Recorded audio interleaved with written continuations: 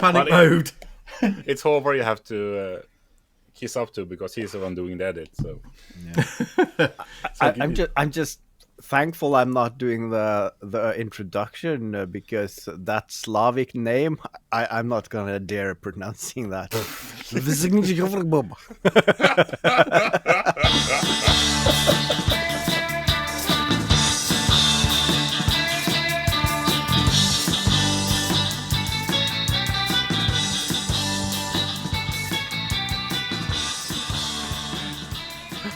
The name that's up in the bottom left-hand side of your screen. Oh, okay, Martin. yeah. it's an interesting handle. Is it auto-generated because you didn't fill anything in, or? I didn't even know I you think were so, rebranding it it. is. Yeah. Auto-generated. Yeah, I mean, Oakfields Creative, that's a bit on the nose. This 9 GB, 8 GB. It's probably a secret code for something. He's just pulling our legs without us even knowing it, and like, yeah, he's trying to activate us as some kind of Soviet spice or something like that. Well, we definitely know you are one, KJ. No one's that tall naturally.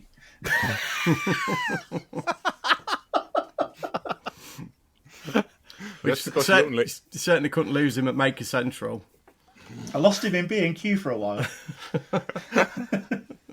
I hid behind a lamppost. Yeah, when I turned sideways, I disappeared.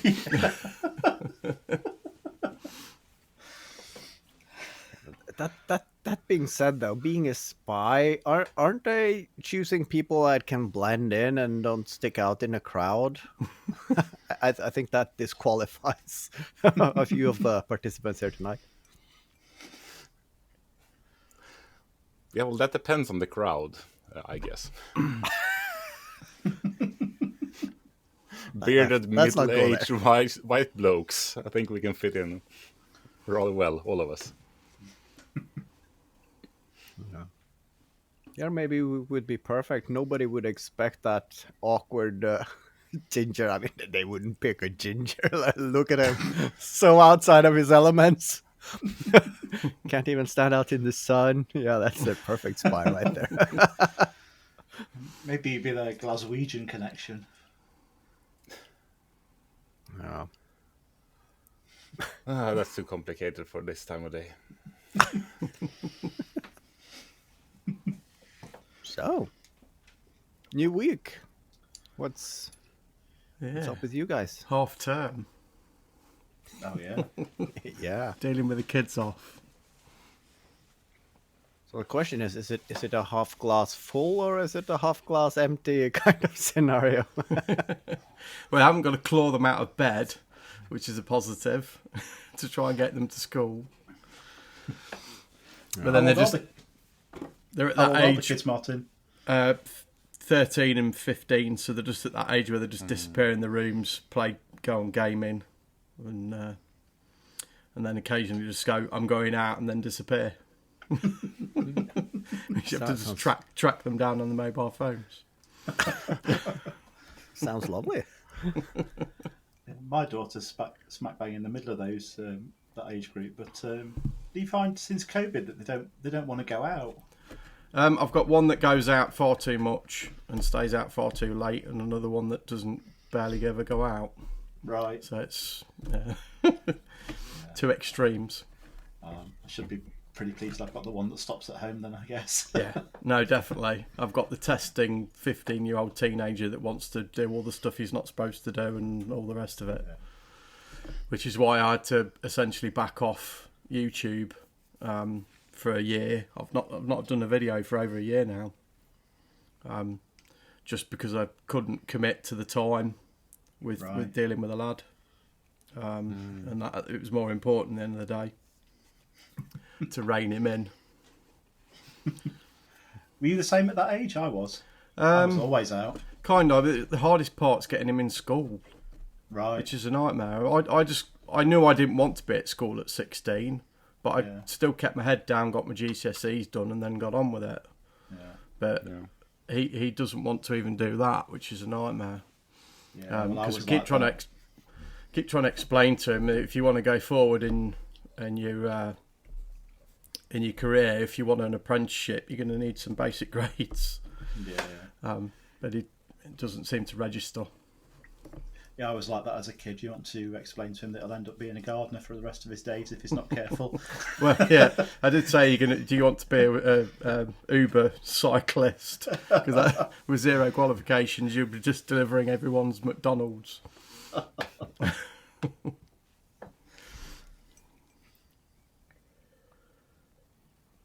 Yeah, but that again, that sounds like a decent way of making a living right now. I mean, you don't have to have a car, 'cause that's pricey. Yeah. You just don't want to do your office job anymore, or Well, you think the grass is greener on every side? they got the grass is. Grass is green. Period. Yeah. No, it's it's all too familiar. I did not like school until I got to that point where I could choose a direction with like-minded people, and then of course the unfortunate thing is you have to plow through all the crap to get there, and yeah, it is a struggle to convince a 16-year-old that that's the thing you need to do to get to the greener pastures. Yeah. We promise you, the fun things happen after this. Yeah, for 2 years in uni, and then it's back to the daily grind for the rest of your life. Or maybe 4 years. Yeah, okay. I think I felt very lucky. I did. I dropped straight into an engineering apprenticeship, so it was all hands-on for me, which just worked well. Being a dyslexic, I wasn't going to be an academic by any means, so it just allowed me to just get hands-on and learn the tools. And the shift pattern, it was luck. I worked shifts, which has given me such a vast amount of time off. I think when I first started, it was you work continental, which was it's 2 12-hour days and then 2 12-hour nights, and then you used to get 6 days off, which gave you loads of spare time to essentially just do what you want, which is what prompted me into the workshop. Which some people probably think, how can you keep posting on? How much time do you spend in your workshop? You never seem to work. But it's because of the shifts. Yeah. It just gives me that flexibility. What sort of engineering are you, Martin? It's just production engineering, so it's running machinery and fixing it when it breaks down. Right. It's not got a creative outlet side of it. I mean, it's hands on because it's spanner work. Yeah. But it doesn't. It still doesn't give me that creative outlet, which is what's driven me into the workshop, I think. To just it's kind of problem solving and that sort of thing. Some of it, yes, yeah. But not the creative side. So okay. Yeah. No, I mean it's making baked bean tins. It's not fascinating. For the first week, maybe. Yeah. Yeah, for an episode on how it's made on Discovery, but yeah. Yeah. I'm sure there is one. I think if you put it in, how a food can's made. Yeah. Are you on that program? No. But, I mean, I find that vastly interesting, and I've been dived into that more than you would know. So yeah, you never thought you'd go on this podcast and end up talking about the canned food. Yeah. Yeah, I started out as my first ever job was precision engineering, and they did some fascinating work, but the maths that you had to do for that was way above my pay grade, that's for sure. Yeah, I was lucky in regards to it was a craft-based apprenticeship, so it sits in guilds, which was more hands-on based. But yeah, I know a lot that were going through the BTECs, and they said that the engineering maths is ridiculously hard. Yeah. I could do it in lessons, no problem, and then I'd walk out the lesson and it'd just fall out of my head. Maths tends to do that. I still haven't memorised my times table, let alone anything else. I'm the calculator generation. So, do you think you'll return to YouTube again one day? I think so. I'm looking at it this year. Possibly a video as to explaining where the hell I disappeared. Might be what the first one to do. Yeah. But the project list is ever increasing. I think it's up to about 52 projects at the minute that I haven't got done. You're still forever tinkering as well, aren't you? Yeah, and rearranging my workshop. Every time I go, I'll buy a new tool, and then I think, now I've got to rearrange the workshop again. So I've just upgraded my compressor, which was I think it was a 60 litre tank, and I've got this friend at work that sold me one that's a 150 litre tank, which is 3 times bigger, but it's going to give me the airflow that I need for an air sander and for the airflow for my laser cutter. But it meant that I've had to rearrange half my workshop to hide it somewhere and box it in, and then move all that round. And then, no doubt, of course, we're talking about this side quest at about 9 o'clock. I was looking at a metal lathe, and then I'll have to rearrange my workshop all over again. Now we're talking. What's the link? Send it to us in the chat, and we'll help you drive up the price. Yeah. Oh, you were buying, not selling. Okay, sorry, my bad. It does seem that you have a lot of fun tools or toys or whatever you want to call them. Yeah, it's. I've just been getting. The trouble is, I think I don't want to get stagnant in one thing. So yeah, I've acquired stuff over the years. I acquired a bandsaw secondhand on eBay, a lathe that was secondhand through a friend. I think the only big purchase I splashed out on was a laser cutter, because I did have one of these little K40 ones, and then realised swiftly that they don't cut through hardly anything apart from 3mm ply, and that's about it. So I went all out and bought a really expensive one that was 120 watts and will cut through nearly anything that I want to do, because I wasn't going to mess around buying another one and then another one and learning bad lessons, which is like that saying, isn't it? Buy once, cry once. Yeah. Which again, another lesson on my Chinese mini lathes as well, as another saga with those. You buy one of them and you spend forever modifying it and correcting it and improving it to what it should be.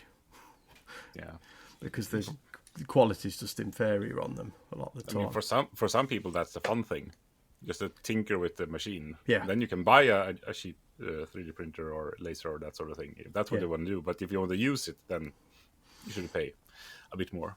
Absolutely. I mean, I know this won't be on the podcast. You won't be able to do it, but I've got essentially in that corner over there is I've got a G. I think I might have said this at Makers. I've got a GE Tech Prusa i3, and it's just been gathering dust for 4 years until everybody started chatting about Bamboo Labs. I'm like, okay, I'll get one.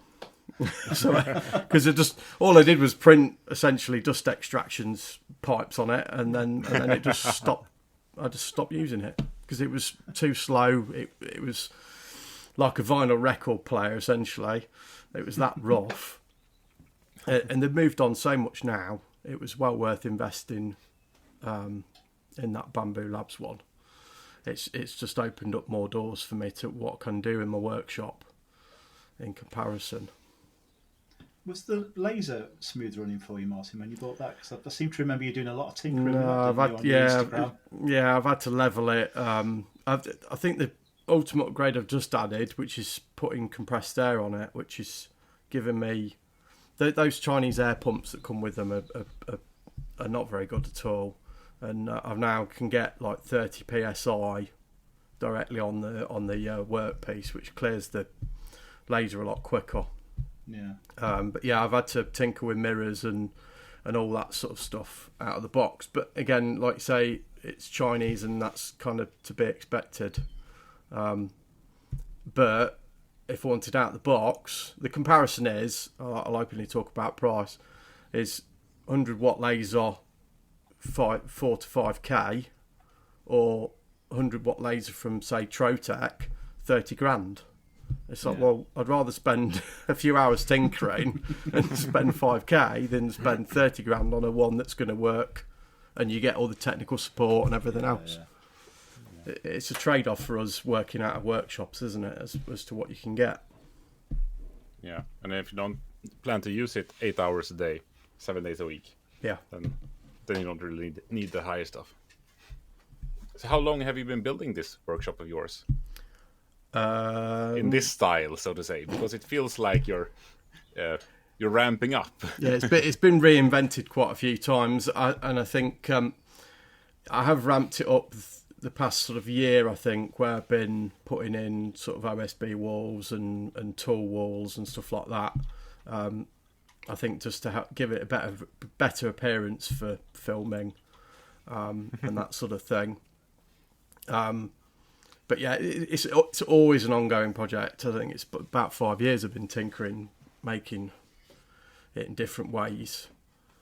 But it's sort of I feel like it's preparation, because I don't really entirely want to commit to something in terms of at least a side hustle while my kids are going through the phase they're going through. With teenhood, I'd rather see in sort of 3 or 4 years' time, when I've set the workshop up, that suddenly like, right, that's it, I can go. I've got all the machines I want. I've got it all set up the way I want to work it.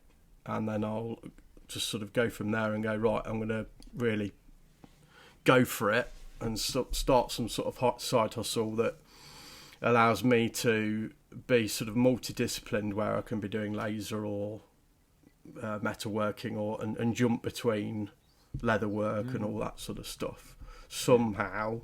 I mean, this is the thing. It's not. You can't just do all in one business, can you? Unless I'm create a business wrapped around supporting makers and how they make, which is possibly on the cards. Because I get drawn into Maker Central, and the way they are so supportive in a community group, it encourages me to want to get involved and help people in that way, to sort of explore and make what they want to make. It's all right, Martin. Just a little pause. You're just doing a bit of tapping on the desk, mate. The Sorry. mic's picking it up. It's okay. You need a fidget toy for your podcasting. That's even noisier.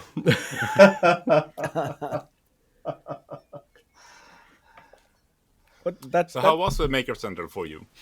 I enjoyed it this year. I heard a lot. Didn't you enjoy it before? I've enjoyed them. I think they've progressively got better for me. Some of it's disappointing, which is, I think, who disappears. I remember at the start there was a lot of other trade stands. I think it was things like Tandy Leather that were there, Charmwood, and others. But there were a lot of wood turners were there at the beginning. But all that sort of has gradually dissipated. But I feel every year I go back, the community seems to get bigger, which is the funny thing. The more the trade stands disappear, the more the community have sort of stepped up and went, we're going to keep this going. So that the Make for Makers stand was an example. That was twice the size of what it was last year, which I really enjoyed and actually got involved in, and went and obviously made that tote bag. Which I had fun with, and it was learning a new skill, which is something I always enjoy doing. Is trying to just expand my skills repertoire, and I think the more I expand that, the more I realise that there's so many overlaps to everything that I think we don't realise. With engineering to woodworking to everything else, like say from doing tote bags to leather work, and there's a lot of crossover, and I think the more I expand my workshop, the more I realise I don't need as many tools as I think I need to do all these different crafts. I was going to say that might be the maker's paradox then, because we are all just like, okay, in 3 years' time I'll have these tools, and then I'm basically set. But that is from the perspective you have today.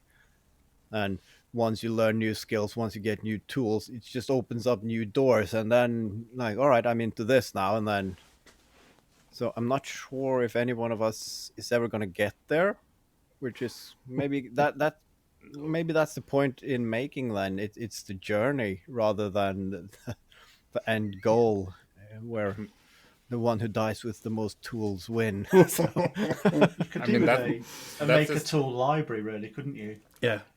It's heading that way for me, definitely. Because I know where it's heading. And it's like because Nate and everybody dragged me into EDC stuff. So I did that knife, which is a Stanley knife. And did the, what they call scales for that. Yeah. Which got me then back into metalworking again. And then I'm like looking, thinking, well, maybe I'll do a leather holder for it. So I picked up some leather at Maker Central. Now I'm looking at leatherwork. And then you think, and then you see what Steve Dutch does with all the casting, and you're like, well, maybe I could do with a forge. and then I'm thinking, oh, heat tempering, and then I need an oven. And then actually, if I've got an oven, I could do pottery as well. It's just like these overlaps of tools, like I say, take you off in so many different directions. I'm dreadful. I mean, I've never been formally acknowledged as ADHD, but sometimes I question whether I am or not. I think we've all affected by various affections, aren't we? And just to varying degrees, we're all a little bit ADHD. Yeah, when something interests you, it's hard to. Yeah, and we are the kind that get interested by a lot of stuff. So yeah. I've got to admit, the EDC, not that I want to start carrying, I hate carrying stuff around in my pockets, but the fascination for me has been making stabby things this past week. And I can't stop. And, because of that, I'd love a metal lathe now. And, I've looked on eBay at a couple as well. I'm not bidding on any tonight though, Martin, you'll be glad to know. I've got to keep it on the time. No doubt start pinging at me different messages in a bit. Does it end at 9 o'clock? Yeah, pretty much, yeah. So I will be looking. In fact, I'll have a quick look now. All right. Well, if it goes beyond my price range, I won't be bidding on it anyway. I was just going to do a cheeky final bid and just see if I get it. Forget it, I get it. Well, let's not reveal that. We'll have a little build-up towards the end of the main episode, and then we'll reveal it in the half pint. I've got 27 minutes, so yeah, it ends at 9 o'clock. That's how I ended up with a container. That was an auction site, actually. It's just like, I'll just put in this is, I mean, somebody surely is going to overbid me on that. So it's just fun to be in the, oh shit. But I got a message. Oh no, I own a container now. That was so funny. Yeah. You were a rabbit in the headlights for a week or two whilst you owned that thing. Shit. What am I going to do with this container on my drive? Yeah. Oh. Yeah. You didn't really have space for it. No.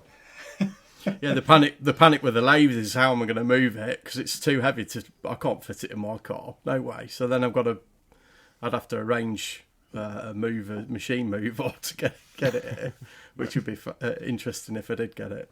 Where is it? And what dimensions are we talking about? I'm trying to think what it would be roughly. It would be roughly 1.5 meters long. I'd have thought, by about 1 meter deep. But it'll be heavy because it's a proper metal lathe. Yeah. It's not just a bench top one. It's a proper one. So it'll be. So you need to buy a forklift as well. Yeah, probably. Best part of 2 tons, I would imagine. Oh yeah. No, I can't help you with that. No, it's in Melton. I can do a ton. But Melton wouldn't be a problem. Yeah, I think that's halfway between me and you. Yeah. Yeah. I suspect he's got someone that can move stuff, but we'll see. I might not. I'm sure he's got that on the advert. It says can move it one man. It's one man in a van type thing where it's just going to overload his van and pop his tyres. But yeah, we'll see. I have. I mean, you can't compare it weight wise, but I can count the amount of times where my wife is like, "All right, I found us a couch on Offline Marketplace. We need to." So.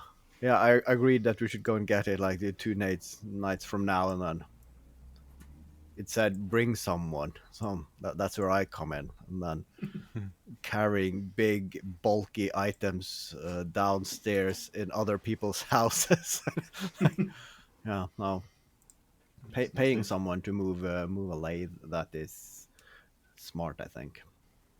Yeah. When we moved into this house, we had a massive settee couch, and I had to take the front window out of the living room to get it in.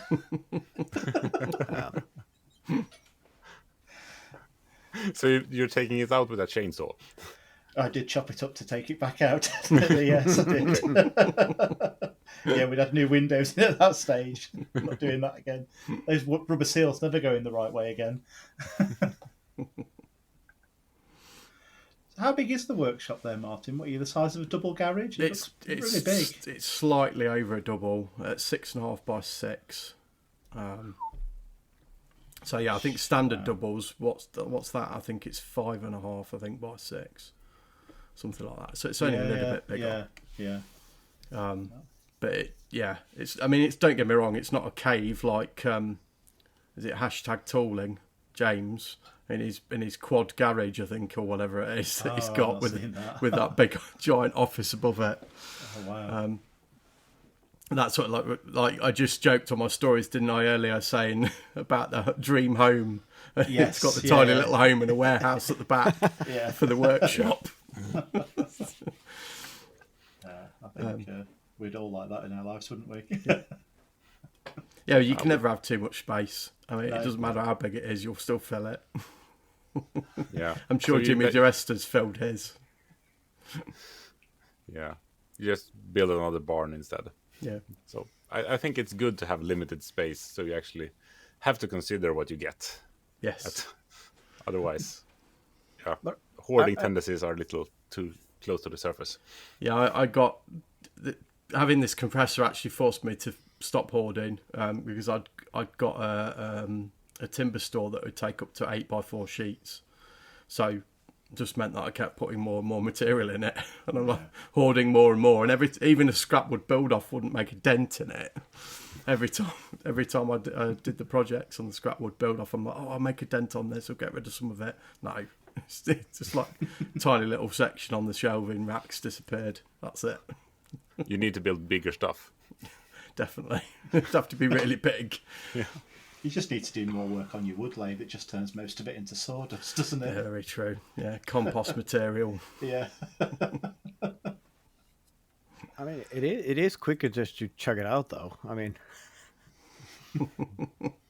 I certainly won't set fire to it. I've seen the repercussions of doing that to the sawdust.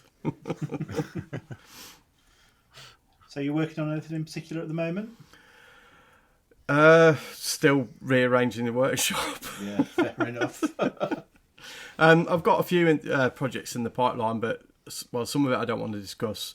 But I've recently kind of had a drive on what projects could I create that try and use my waste rather than being wasteful. A prime example is my cardboard. The amount of cardboard and deliveries I have that just boxes come in and boxes go out, and I'm thinking, what's going off with all this stuff? And you sort of hoping that it's going to get recycled and reused in the correct way, but for all we know, it could just be incinerated.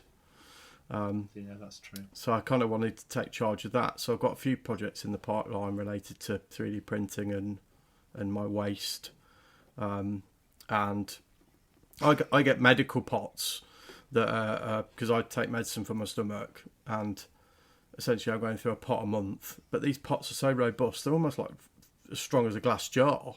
Right. And I'm thinking, well, why am I throwing these all in the bin? So it's a bit like your granddad's store where you get all the jars all screwed to the shelves, putting all the nails and screws in. I'm kind of thinking, well, I'll make something for these pots for them to go in and some sort of racking. So that's one of the projects, is to look at doing that related to 3D printing. But now I'm 3D printing, I'm then looking at the waste on that. Yeah. Because the amount of poops that come out the back of it, and as they call them, and failed prints or ones that weren't quite right, and I've had to modify again and so on.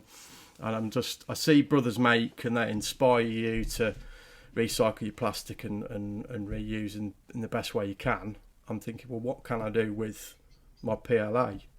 So that's another one in the pipeline that I'm trying to look at as doing, is what can you do with that? Or even just what can I create to help people deal with that waste? Yeah. Don't make plant pots out of sawdust, by the way. They don't last long outside. Has it already died? Yeah, I knew it would. Yeah, but this quickly. I'd imagine they'd work well for seed pots. Yeah, definitely. Yeah, just plant them straight in the ground. Yeah, and then just compost. No disturbance to the root system. Yeah, no, it would work. It would work. Barely would work. The only problem is because it's a non-composted material, it actually rubs nitrogen out of the soil at the same time. So there we go. Glenn's gardening tips. Yeah. No, I've gone for a while. Yeah. I mean, you have companies out there surviving on selling nitrogen and fertilizer. So I mean, that's true. You're doing them a favor as well, keeping the economy going. So don't feel too bad about it.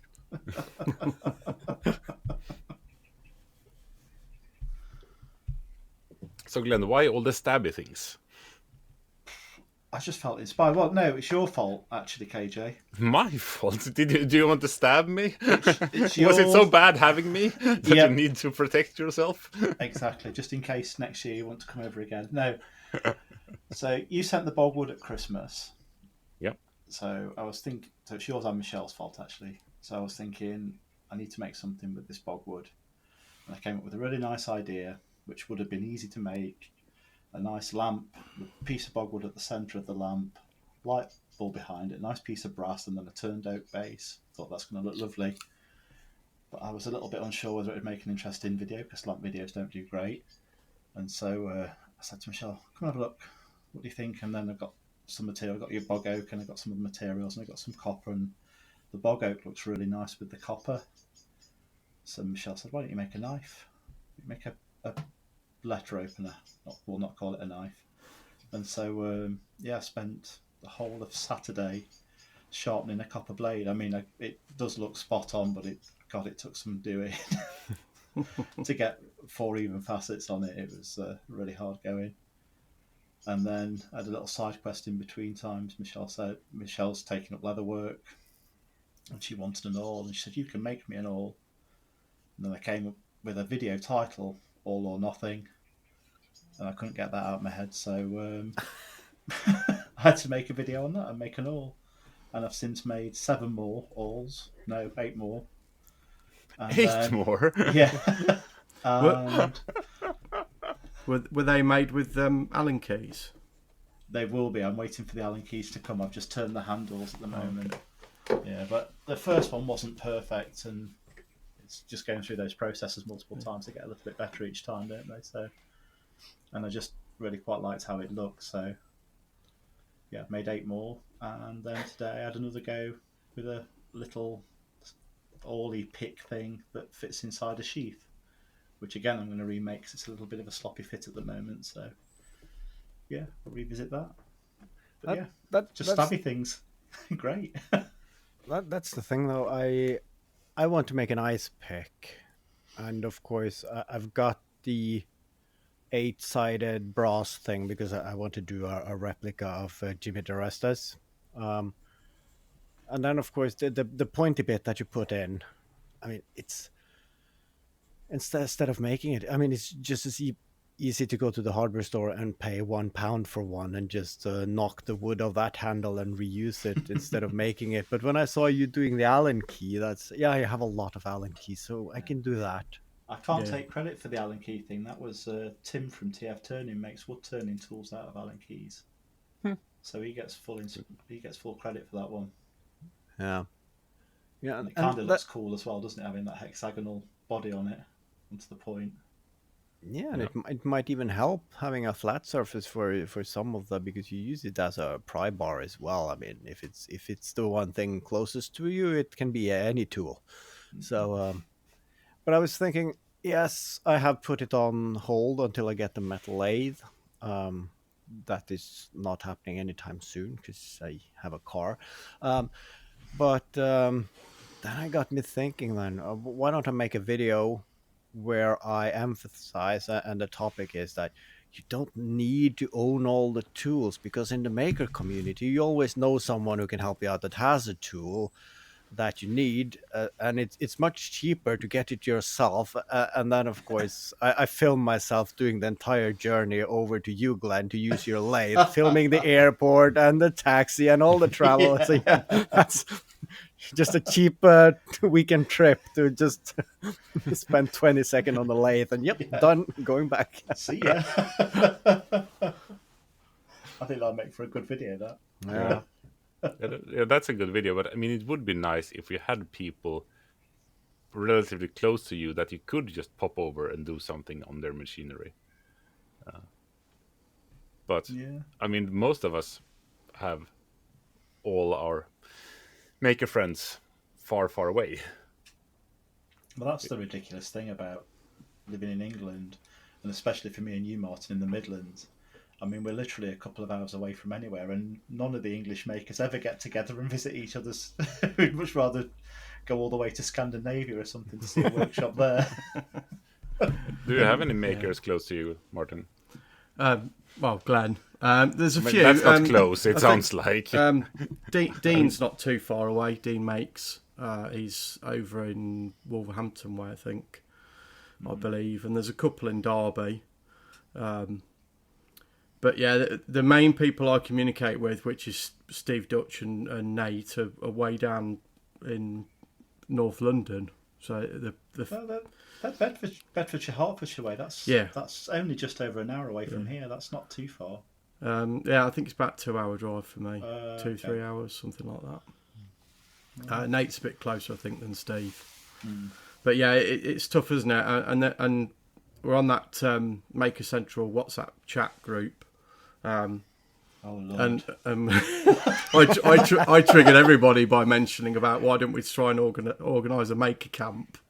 and that just went off in a complete tangent. Most of it, the bulk of that was based around insurance, actually. Yeah. And I think it's just not a viable thing. But yeah, it'd be nice to do smaller maker meetups. I think a few have talked about that. I know there's an EDC group that meet up, and they do that. But yeah, I think Dean said about popping over, and Danny Carves, who does the chainsaw carving. Yeah.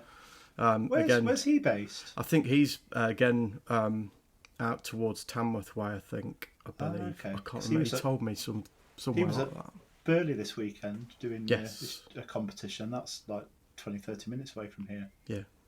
Yeah, I was working nights over this weekend, so I wouldn't even be able to make it out that way. And the other shows, that Harrogate one, which I've never been to, so some people do that as a halfway meetup, I think, between makers. Yeah. But there's not much of a community in Leicester. Yeah. That Harrogate show, by the way, is just redone in Newark. Newark-on-Trent, which is a bit closer for you. Yeah, that is. In March time. But it is exactly the same show. Yeah. Yeah, it's essentially, I know it's essentially a trade show.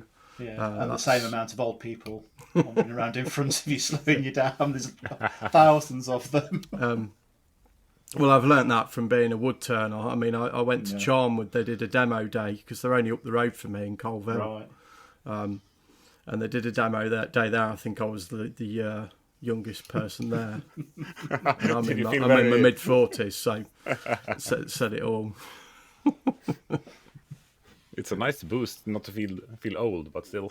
Yeah, because the alternative is going there, and then after you get back home, it wasn't too bad. Then you're one of them. Just give it time. Yeah.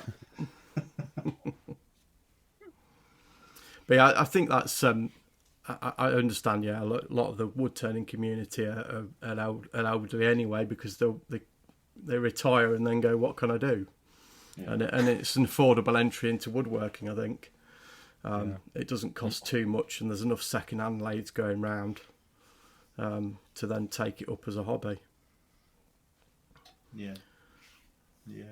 For me, I mean, I just wanted the lathe as an extra tool, another tool in the workshop. Yeah. But it's not that you're getting old. No. But it is just a convenient way to. Yeah.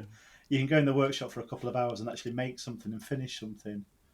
When you start cutting wood up and gluing it and doing joints and things like that, then it takes a little bit longer, doesn't it? But just to do something on the lathe, it's very, very satisfyingly very quick. It is, and it leads to another part of furniture making, I think, that people tend to avoid, which is, table legs. Yeah, table legs, and you could. We said about not talking about these subjects. It's a chopping board with legs, and then it's a stool, and it's like, could you not stop making chopping boards and make a stool? It would be nice to see something different. People tend to just sort of go in the comfort zone of chopping boards and then don't go anywhere else. And I'm thinking, well, it doesn't take much to turn it into a table, go bigger, or a stool, or taller, and then you've got a bar stool, etc. Yeah. I think the chopping board makers are great. I won't hear a bad word said against them. Because it doesn't make up half of my Instagram followers at all.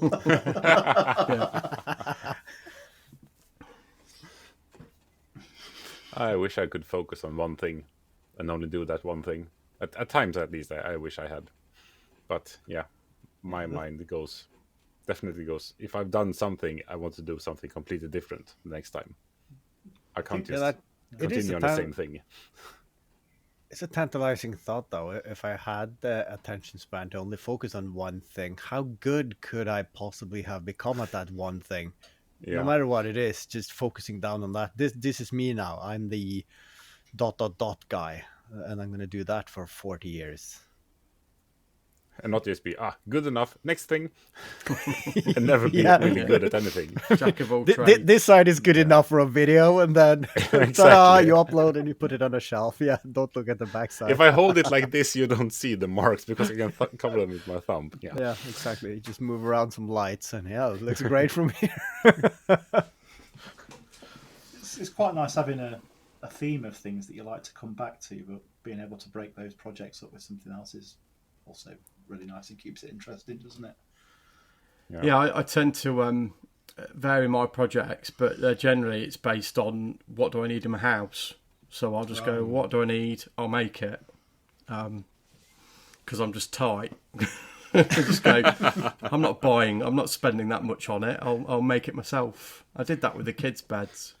I think at the time when I bought birch ply, it was like £40 a sheet, which you need a small mortgage to get it now. But essentially, I built the kids' beds, both my kids' beds, out of full birch ply for the price of, I think it was about £300 or £400. Both were cabin beds. And at the time when you were looking at cabin beds in the shops, you were looking at £800 plus. And I know it's my time, but I looked at it as a saving because I've got the luxury of time with my shifts, the way they work. Yeah. And also as well, it's not very often as a maker you get that opportunity to make something that little bit bigger, so it's quite nice to have a bigger project like that, isn't it? It was, yeah. I mean, the first bed I made, it was literally in the back garden because I had no space. Just a hand saw, well, not hand saw, circular saw, and chop it all up and away you go. As long as you can get everything square.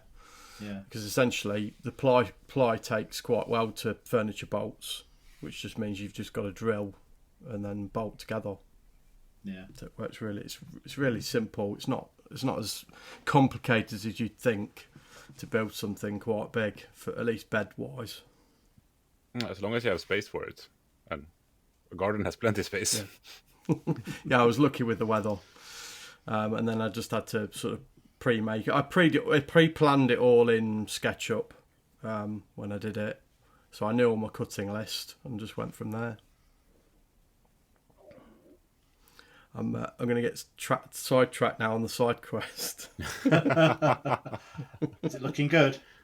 No one's bid on it yet. I've got 5 minutes left. I always think, how late do I leave it to do my final bid? Oh, I never can just be the one just sitting there a minute too. I just put in just do a max bid and then see if you get it cheaper. And then I leave it, and then it's up to the universe. Yeah, I think I did that with my bandsaw. Literally, you can see there.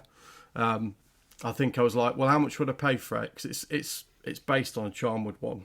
I forget the model number. And I just thought, well, I'll pay £200 for it. So I chucked £200 at it and got it for 127 because I didn't understand how eBay worked, which is it's just like an increment above the second highest bid, which is great because you can get stuff really cheap that way sometimes. Yeah. You just go, well, what would I pay for it? And then if I don't get it, I don't get it. If I do, and you get it cheaper, then it's... Does it have a reserve, or does it say anything about has it? No, people have already been bidding on it, so it shouldn't have a reserve because they wouldn't have been allowed to bid. So I usually. But I mean, if it's sometimes they have a reserve like for it to be sold, and you don't know. Sometimes you just state that, the highest bid has still not reached the minimum threshold for the seller to sell it, and then of course there is always in parentheses that it might get sold anyway, but then of course it is up to the seller to decide. So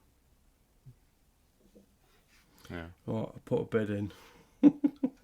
I usually think that I just think, okay, what would I be mad if I don't get it at that price? If someone else gets it at that price, then I put it a little bit over that, and then it's up to everything. Yeah, I've done a mask and then done a little obscure, like you say, put 12 on it and think, well, someone bids like £2 over. It's trying to outguess what people are going to bid. I usually, when it's something that can be posted, if the postage, I add that to it. So if it's like, so you get an uneven number, because then it feels better. Yeah, I've chucked a bit at it, I'll see. Got 3 minutes, so I'll ignore it now. Otherwise, I'll get carried away and start bidding. I'll put my max bid in, that's it. And we'll find out in 3 minutes. And that's the thing you say to yourself when you lose, to make yourself feel better. It's like, at least I drove up the price for some other poor bastard. I mean, the person selling it at least got some money out of it, so... Yeah, and you got to play. Well, I look at it this way: if I don't get it, if I do get it, I get a lathe. If I don't get it, then I've still got money to save up to do my flooring. So I'm going to win either way. It is a win-win in that sense. Yeah. I have other things to spend the money on. You'll just look for another lathe. Yeah, I got sidetracked onto lathes instead of actually buying rubber flooring for my workshop because I'm kind of fed up with concrete dust. Every time I sweep up my wood chips from a lathe, there's 50% of it's concrete dust. Oh, just buy some concrete paint. So you get better ceiling height every time you sweep up. I've learned my lesson on concrete paint. I did that in the first workshop, and within I think it was about 3 months, it was flaking back off. Oh, okay. So I'm not wasting my money on that stuff. And I think because it's being a double, it's quite pricey. You're looking at like £1,000. Right. But my wife's like, why do you want to spend £1,000 on flooring? So I kind of flipped it and said, oh yeah, but it's rubber flooring, and if we move house, I can take it with us. So it's not £1,000 of flooring that's stuck down or paint. Is it even a workshop in England if you've not got carpet in it? Yeah, my dad's has got carpet in his. Mine's got a rug in it. Every time he's changed the carpet in the house, it's ended up in the garage. Yeah. Yes.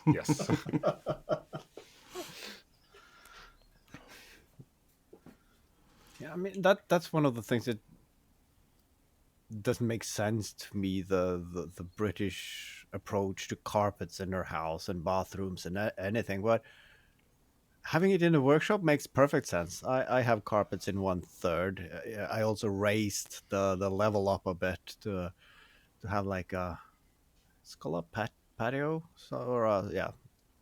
something. But yeah, it's really nice having a carpet. Yes, you have to vacuum it every now and then, or blow it off with a compressor if you have a big enough one. But yeah, brilliant. Yeah, do you spring clean with open up the garage door and then blow it all out with the airline? Yep. Every 3 months I do mine with the blower, petrol blower. Yeah. But I'm hoovering up constantly in my workshop. Yeah, it is a never-ending task, to be fair. Yeah. So how close are we, Martin? Are we? Don't reveal 1 the minute result. left. Should we end the episode here and keep it to 20 the half pint? seconds. 20 seconds. Yeah. Should we head over to the half pint and find out whether it won or not? Yep, Is that the that's evil? the perfect cutoff. Yeah. I think so. All right then. Bye. Bye. Bye.